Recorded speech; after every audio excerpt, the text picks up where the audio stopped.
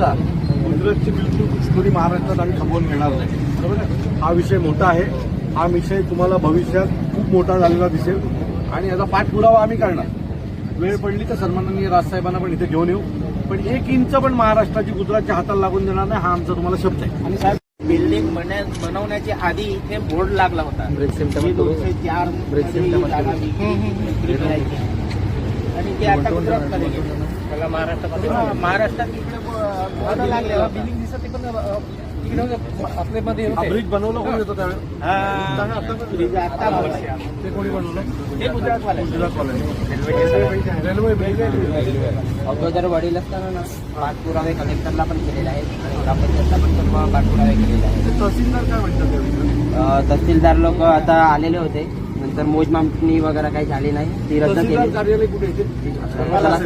Direct Talasari, इथे काही नाही. तहसील जाताना तहसीलदारांना भेटले जाईल. चालेल, फोन करतो मी.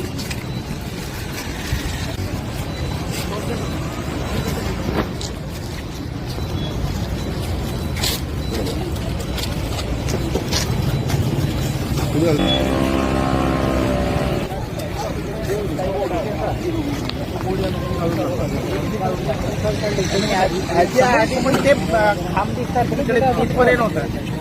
10-20 मीटर अगोदर 14 सारखा पोल लागलेला होता. हा पेट्रोल पंप नवीन काढलं ते तिथं आपला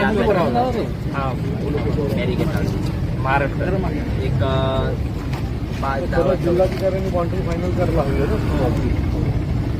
साहेब रोड आहे ना, हा रोड पण बनवत नाही ना, गुजरातवाले बनवते, महाराष्ट्राला भांडणामुळे आपली जागा नाही. आपल्या आता तिकडे निवडून शकतो. माझ्या तहसीलदारांनी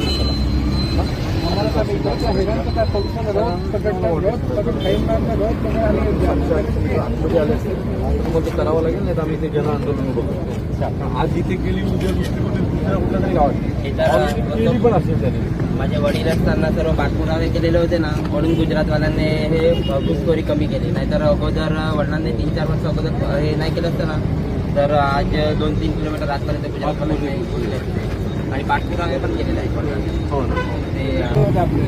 मागे पेट्रोल पंपाजवळ एकदम मागे ब्रिजमुळे आता वाढली असेल, आला ना. बघा, गुजरातची बिलकुल घुसखोरी महाराष्ट्रात आम्ही थांबवून घेणार नाही. बरोबर आहे. हा विषय मोठा आहे. हा विषय तुम्हाला भविष्यात खूप मोठा झालेला दिसेल आणि याचा पाठपुरावा आम्ही करणार. वेळ पडली तर सन्माननीय राजसाहेबांना पण इथे घेऊन येऊ, पण 1 इंच पण महाराष्ट्राची गुजरातच्या हाताला लागून देणार नाही, हा आमचा तुम्हाला शब्द आहे. आणि साहेब, हा महत्वाचा मुद्दा आहे साहेब, आहे ना, कारण संध्याकाळी रोज पोलीसवाले, गुजराती पोलीसवाले जिथपर्यंत महाराष्ट्र आणि गुजरातची हद्द निश्चित नाही होत्या ना, तिथपर्यंत बॅरिकेड वगैरे इथे आम्हाला पाहिजे. पोलिसांनी कारवाई नाही केली पाहिजे. पोलिसांनी कारवाई नाही केली पाहिजे आणि बॅरिकेड वगैरे इथून काढले पाहिजे. सगळ्यांनी विरोध केला पाहिजे. सरपंच उभे राहिले पाहिजे, तमाशा केले पाहिजे तुम्ही लोकांनी. आणि दुर्दैव एक असं आहे साहेब की गुजरातवाल्यांना गुजरातवाले अधिकारी सहकार्य करतात आणि महाराष्ट्राला आपल्याला म्हणजे बिलकुल सहकार्य करत नाही. म्हणजे असं कुठेतरी त्यांना आदेश येतो, आदेशाचं फक्त इथं फॉर्मॅलिटी करतात आणि निघून जातात. आम्ही म्हणतोय की आमचं म्हणणं काय आहे, आमचं स्थानिकांचं म्हणणं काय आहे, तुम्ही ते पाहा आणि चुकीचं असलं आम्ही म्हणत नाही. आणि क्लिअर कट दिसते म्हटलं वर्ष ऑर्डर तीच होती. हो साहेब, तीच होती. कोविडपासून 30 बॉर्डर. मागच्या 8-10 वर्षात त्यांची नाटकं हो, सुरू झाली. 15-20 वर्षामध्ये हे यांचं सुरुवात झाली. हो. आणि मॅपमधनं आम्ही त्यांना सगळं सिद्ध करून दिलं की बाबा जिल्हाधिकारी आलेले. हो, जिल्हाधिकारी नाही आले, स्वतः नाही आले, कलेक्टर मॅडम नाही आले, हे होते तहसीलदार वगैरे आले, TLR आलेले आणि गुजराती TLR तहसीलदार आले. त्यांनी काय ठरवलं? त्यांनी सांगितलं आम्हाला की घरपट्टीचा विषय घेतला. त्यांना म्हटलं सर घरपट्टीवरनं हद्द निश्चित होऊ शकत नाही. महाराष्ट्रात त्यांना काही कारण साहेब कसं आम्हाला वाटतं की निवडणुकीला इथे मतदान महाराष्ट्रात होतं की ह्याला होतं? नाही, महाराष्ट्रात होतं. सगळं महाराष्ट्रात होतं. सगळं महाराष्ट्रात. 7-12वर महाराष्ट्र, फक्त नावापुरतं ते त्यांच्या म्हणजे गुगल मॅपवर तिकडे दिसतंय. बाकी निवडणूक महाराष्ट्रातली हो, होती. महाराष्ट्रात. बरोबर आहे. 7-12वर महाराष्ट्राचे नाव आहे या गावांचं. बरोबर आहे. फक्त गुगल मॅपवर तिकडे गेले. त्यांनी कसं ज्यावेळेस मॅप तयार केला ना, त्यावेळेस स्थानिकांना कोणाला विश्वासात न घेता परस्पर त्यांनी मॅप तयार केला. आणि जेव्हा आम्हाला ते लक्षात आलं की आपलं ग्राउंड पण तिकडे दिसायला लागलं, तेव्हा मग आम्ही जागे झालो की बाबा हे काय चाललंय. आणि कधीतरी आम्हाला तर असं वाटतं साहेब ही सुरुवात झालेली. ती सुरुवातच झाली आहे. म्हणजे दुर्दैव आहे. काय मला तर एक पांजर सांगावं असं वाटतं साहेब, जर याच्यावरनं आम्हाला असं वाटतंय की तुम्ही आपला म्हणजे महाराष्ट्राचा विषय जर तुम्ही सोडू शकत नाही, तुम्ही ते जम्मू काश्मीरचा काय सोडणार हो? म्हणजे फक्त लोकांना दाखवण्यासाठी चाललेलं आहे आणि आमचा जिव्हाळ्याचा प्रश्न आहे साहेब. तुम्ही काळजी करू हो, नका. सर. तुम्ही तुमची एक फक्त तुमच्या एका गावाचा प्रश्न नाहीये, अनेक गावांचा प्रश्न आहे. याची कमिटी तयार करा. बरोबर आहे? सर्व गाव जेवढी बाजूबाजूची गावं आहेत त्याची कमिटी तयार करा. मी तुम्हाला पुढच्या आठवड्यात राजसाहेबांकडे घेऊन जातो. आणि जे राजसाहेब मागच्या अनेक दिवसापासून म्हणतात ना की गुजरातपर्यंत त्यांना मुंबईपर्यंत पोहोचायचं, त्याचं पहिलं पाऊल हे तुमचं गाव आहे. आणि तुम्ही जर मजबूत राहिला नाहीत ना तर ते असती आत घुसणार. नाही, प्रश्न नाही. तुम्ही मजबूत राहणं खूप गरजेचं आहे.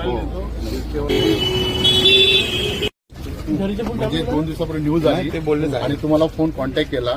म्हणजे मी सांगतो ना, मी पण 15 वर्ष राजकारण खेळतोय, पण एवढं फास्ट यंत्रणं साहेबांचा आम्ही व्हिडिओ भरपूर ऐकतो, पण हे आज दिलं ना, जसं नाव तसं काम. आणि खरं मनापासून माझ्या गावाकडनं साहेब तुमचं मनापासून आभार. पण मी तुमच्या गावासोबत उभा राहणार Yes, sir. आणि सगळी गावं एकत्र करा. आपण अख्खी बॉर्डर वाचवू आपण. चालेल ठीक आहे, चालेल चल.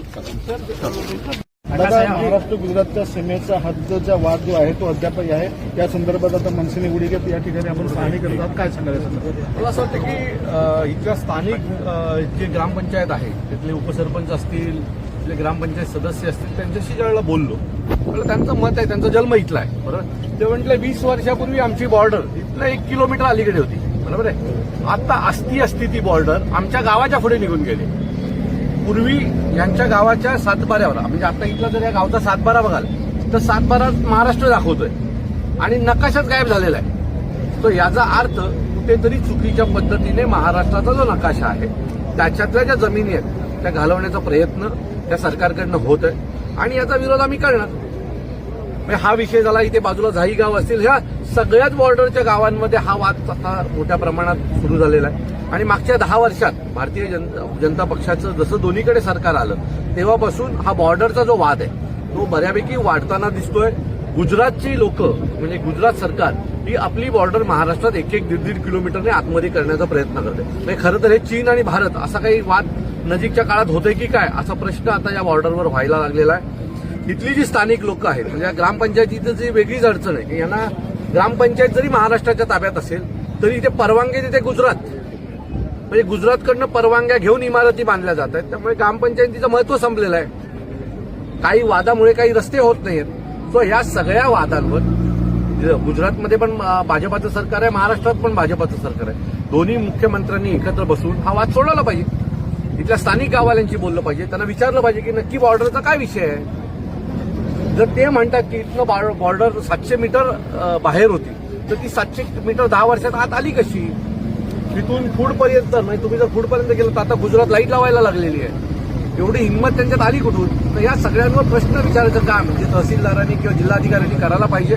ते न केल्यामुळे गुजरातची घुसखोरी या महाराष्ट्रात होते असं आम्हाला आमचं मत आहे. मनसेची काय भूमिका असणार आहे हे यापुढे? बघा, तुम्हाला मी एक सांगतो, यांनी किती काय केलं तरी यांना आतून बाहेर काढण्याचं काम महाराष्ट्र नवनिर्माण सेना करेल.